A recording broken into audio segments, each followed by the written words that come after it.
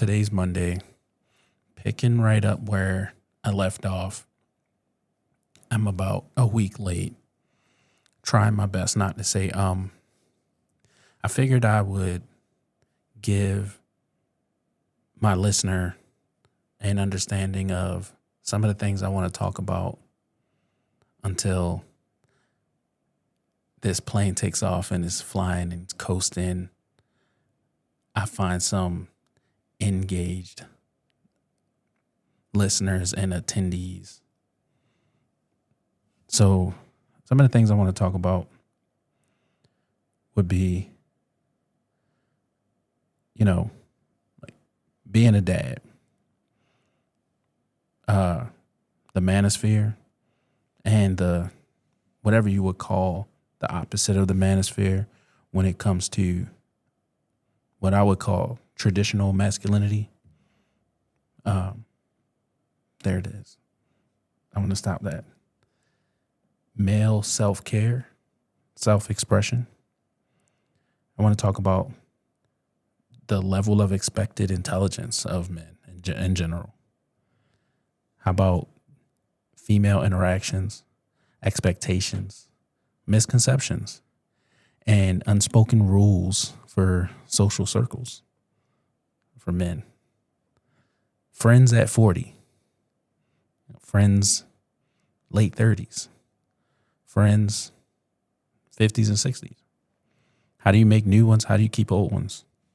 What constitutes a friend at that age, at that stage in your life? I want to talk about mood, anxiety, ambition, depression, inspiration. Something I just learned because I looked it up. I wanted to know what the opposite of depression was, because I feel like a lot of media circles, they get a lot of engagement by talking about depression, and they're like, how to stop depression, how to deal with depression. You're depressed as a man because things like that. And then people who are depressed, they're going to engage with that and they click that. But little do they think about how to stay away from that. How are they feeling when they're feeling well? So you can identify with that. You can reconnect with that. I learned that that's called euthymia. It's a weird word, but I'm going to hang on to that because I feel like when I'm feeling good and I'm feeling maybe euthymic, I want to maintain that. I want that to be part of my identity and not some of the negative terms, right? Where you're trying to avoid being anxious. You're trying to avoid being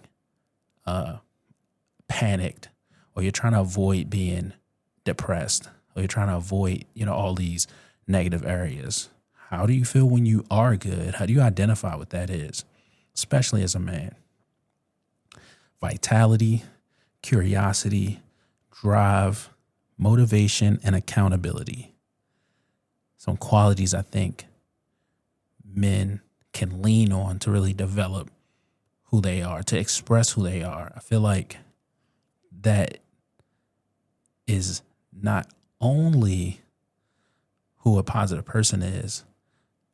A man in general might bring out the best in them or want to really reflect on these particular areas of themselves.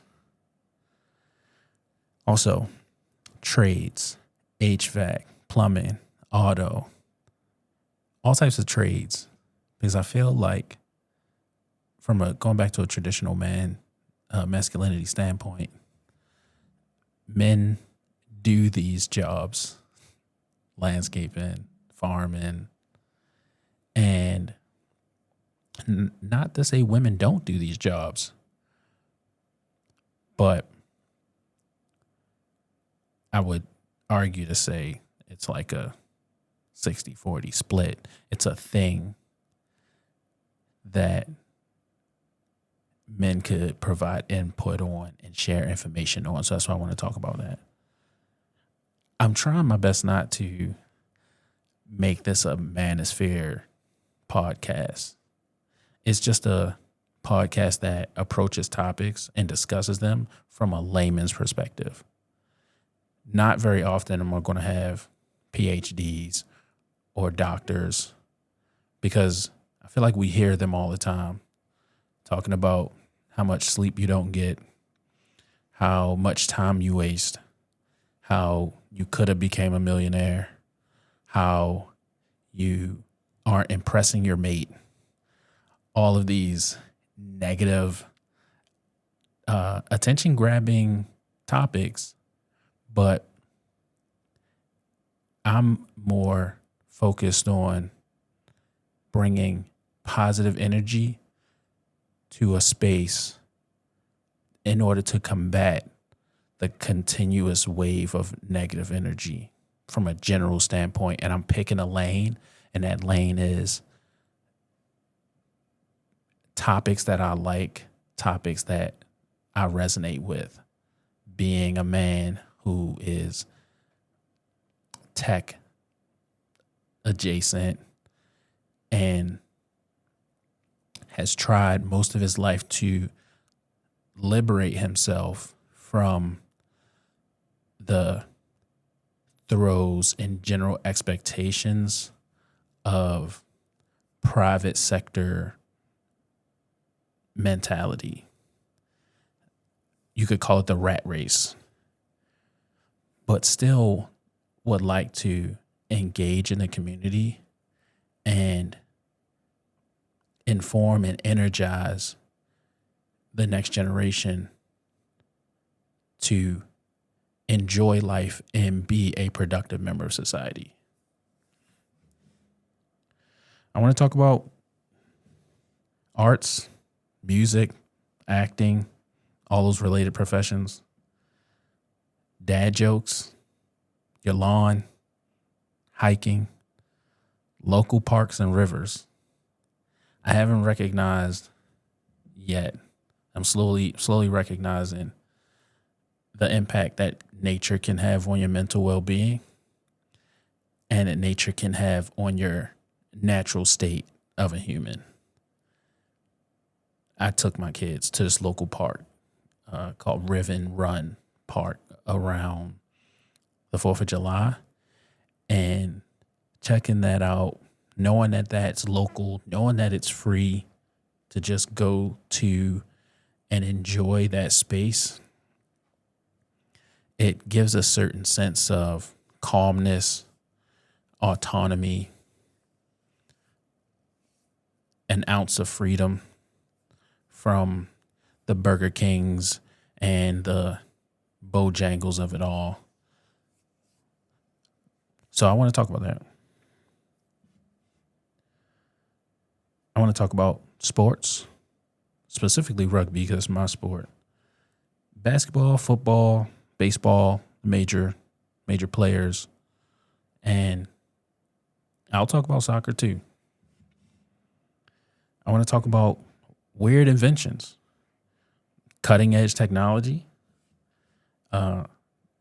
I did just post something in one of the channels about something that really would shock your system. So I hope you tune in to kind of hear about that. I want to talk about something I wrote down. The term service above self. I really want to talk about that because from the things I've been getting into for the past couple of years has been a reflection of how I thought joy is manufactured in a person's life. And I think that people need to know that, and it runs counter to what you might see in social media, what you can get yoked into with the attention-grabbing content that's served on social media platforms. People need to know that your local space is normally the most welcoming space that you can operate in.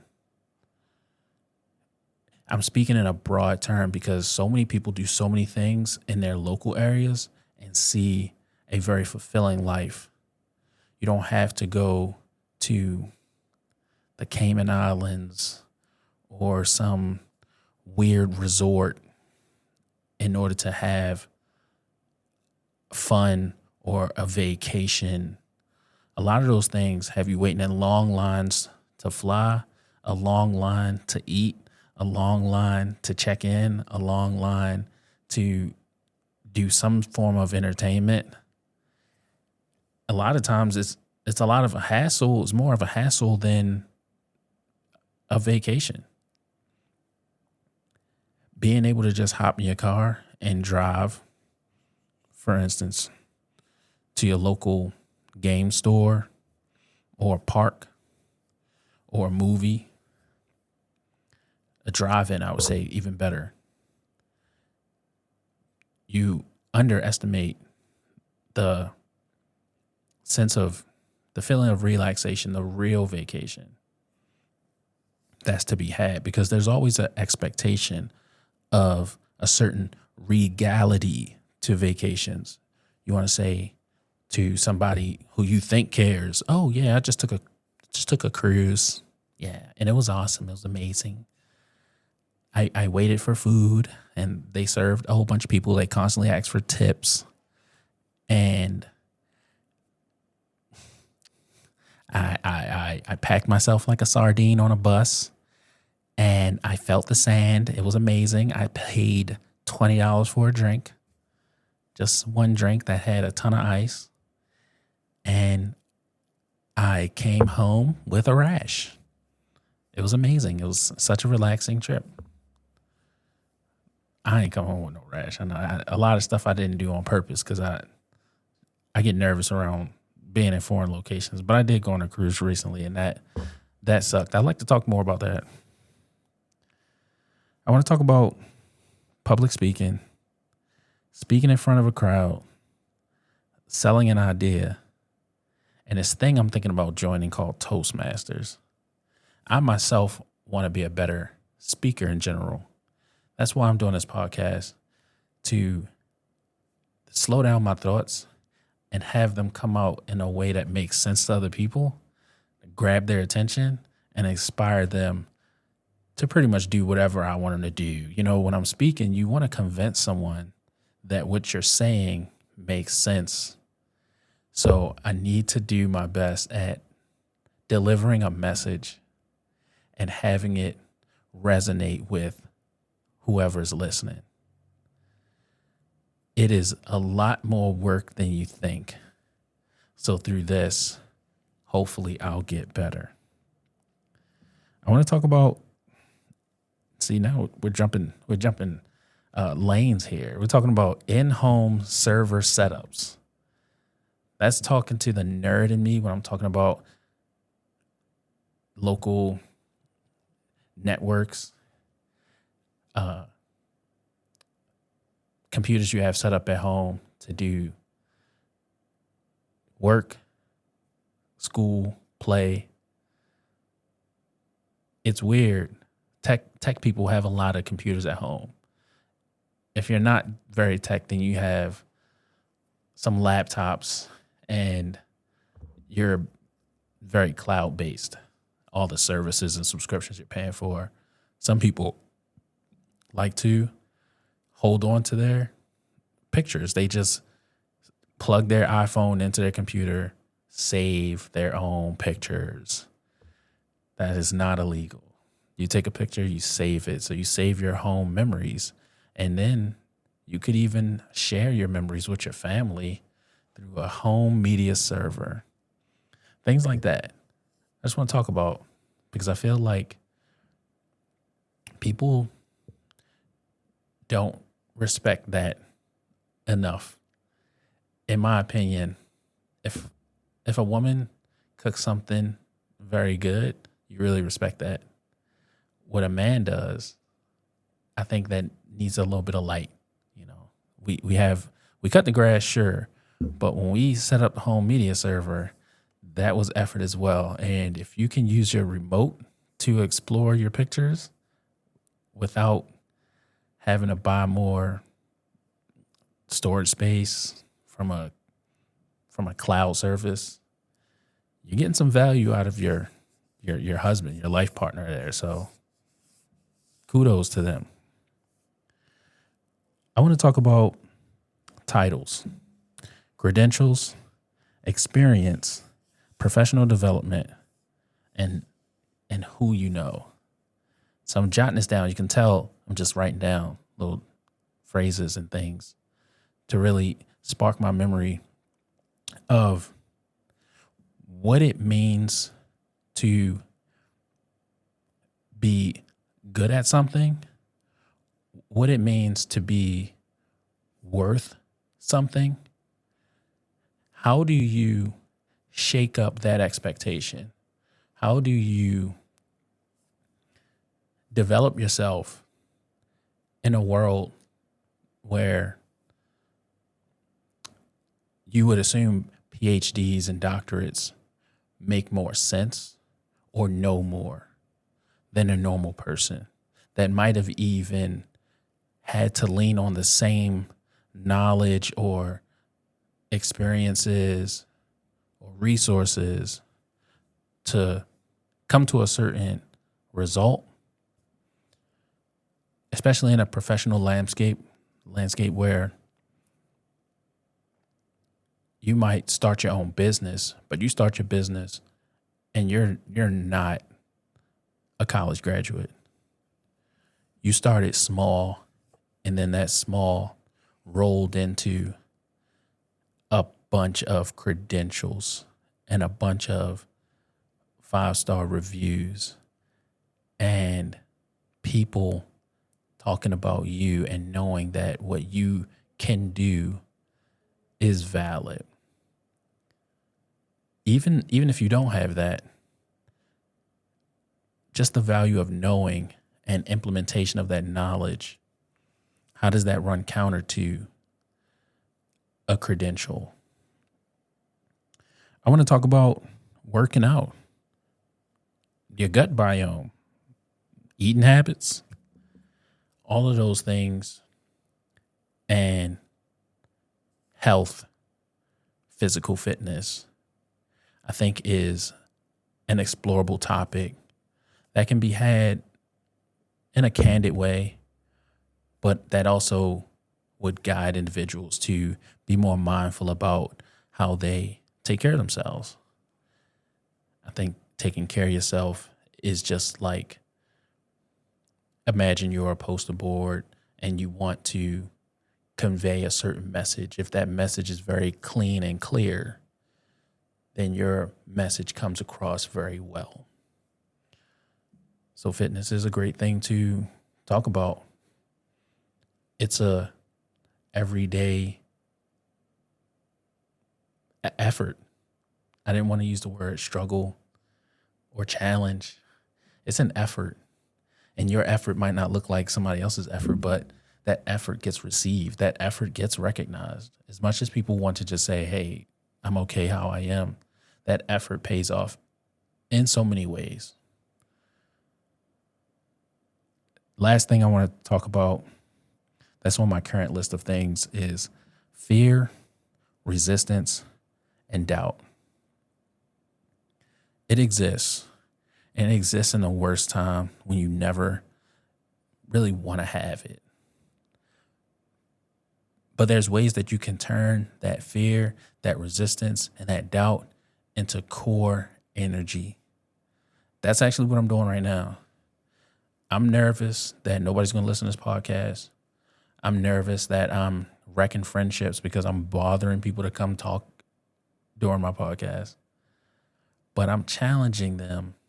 And even though they might not meet my challenge, it still energizes me to do something. Hopefully that energy pushes me in a direction where I do meet people who want to talk about these things on my podcast and aren't afraid to share some experiences, some insight, and just chop it up. I recognize that it does feel like more of a task than just candidly speaking amongst a few individuals, seemingly privately, even though it's like in an open space. The effort of podcasting is more explicit, it's more intentional, It's more you might want to pay attention to what you say because other people are listening. I hope this was a good exercise in avoiding the long drawn out pauses, stutters, and word misusage. Thank you for listening, and I'll see you in the next one.